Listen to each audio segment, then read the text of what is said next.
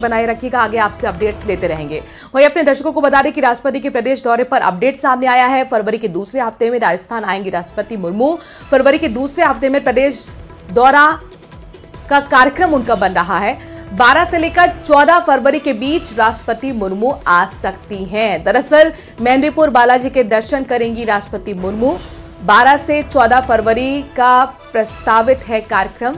प्रदेश का दौरा का कार्यक्रम बन रहा है। वहीं राष्ट्रपिता महात्मा गांधी की आज 76वीं पुण्यतिथि है और इस मौके पर सचिवालय में सीएम भजनलाल ने बापू को श्रद्धांजलि भी दी है।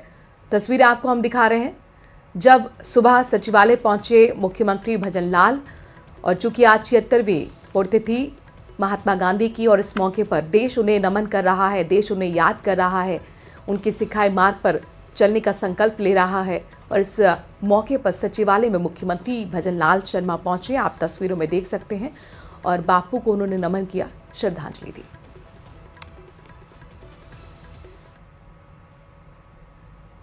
चलिए खबरों में आगे बढ़ते हैं। लोकसभा चुनाव में पार्टी को 400 से ज्यादा सीटें जीतने के मकसद से पार्टी ने तैयारी भी शुरू कर दी है। और इसी कड़ी में केंद्रीय जल शक्ति मंत्री गजेंद्र सिंह शेखावत एक नए रूप में नजर आए। एक तरफ वो स्थानीय लोगों के बीच चाय पर चर्चा करते दिखे, तो दूसरी तरफ पार्टी के प्रचार प्रसार के लिए दीवार लेखन के काम को भी शुरू किया। एक कुशल पेंटर की तरह गजेंद्र सिंह शेखावत दीवार पर पार्टी का चुनाव चिन्ह कमल का फूल बनाते और उसमें रंग भरते हुए नजर आ रहे।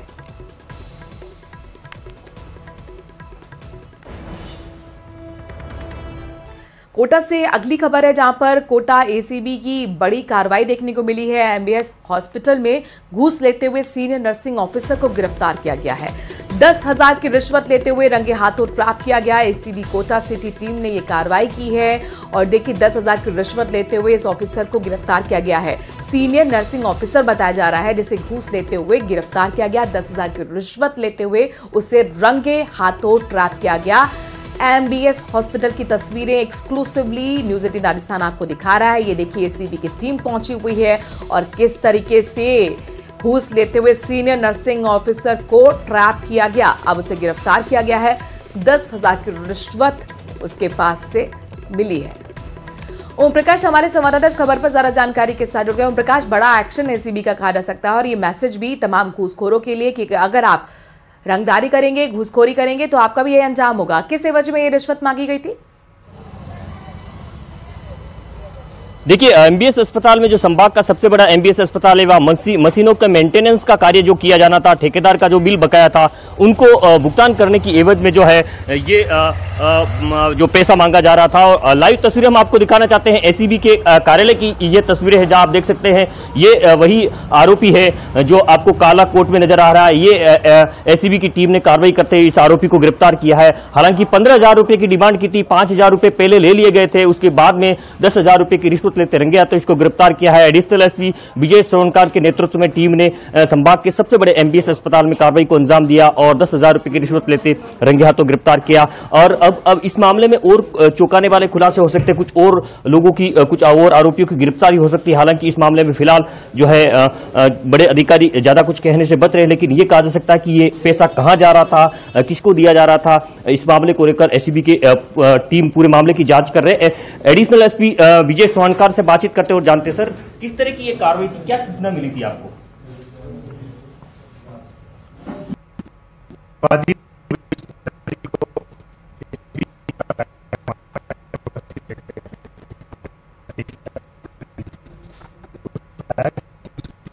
ये हॉस्पिटल में कुछ मशीन।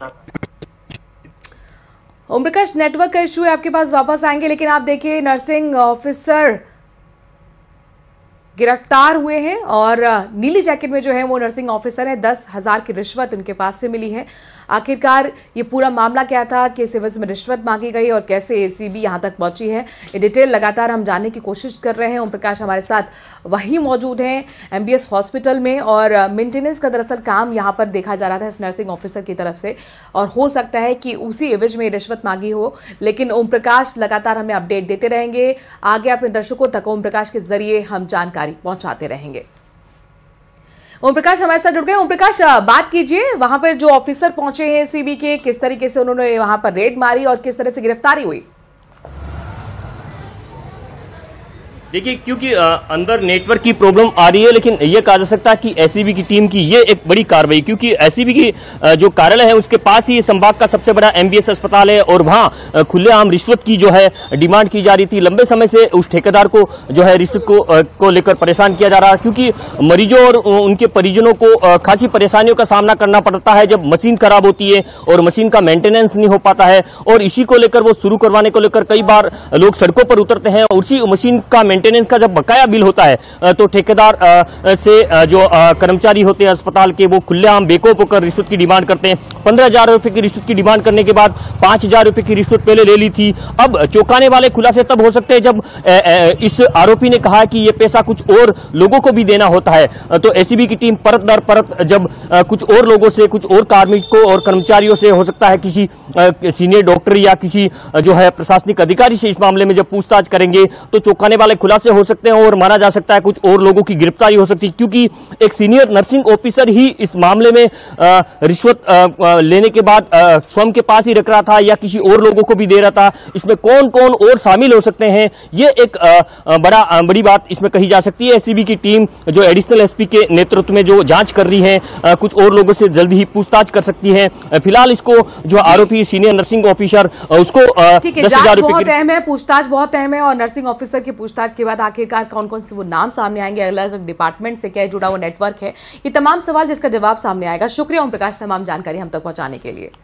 वहीं 16वीं विधानसभा का सत्र इस वक्त चल रहा है। आज भी राज्यपाल के अभिभाषण पर वाद विवाद जारी है। इससे पहले सीएम भजनलाल की अध्यक्षता में विधानसभा की विपक्ष लॉबी में बीजेपी विधायक दल की बैठक हुई। अपने दर्शकों को बता दें कि जिसमें पार्टी ने राज्यसभा चुनाव को लेकर चर्चा की है, साथ ही कई मुद्दों पर रणनीति को लेकर मंथन भी किया।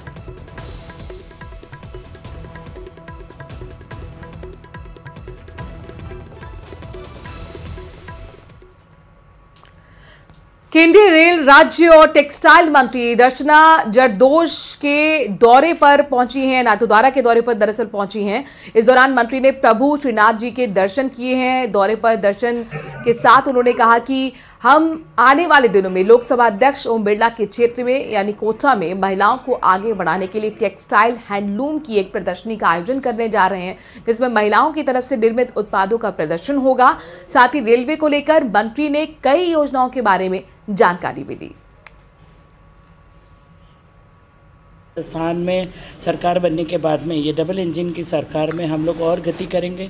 आने वाले 75 साल, जाने वाले 75 अमृत काल के बाद में आने वाले 25 साल में, कर्तव्य काल में हमने बहुत सारे संकल्प लिया है कि विश्व गुरु की ओर बढ़ते हुए 2047 में भारत को किस तरह से विकसित राष्ट्र बना के हम आगे ले जाएंगे।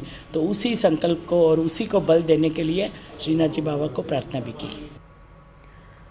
और बीजेपी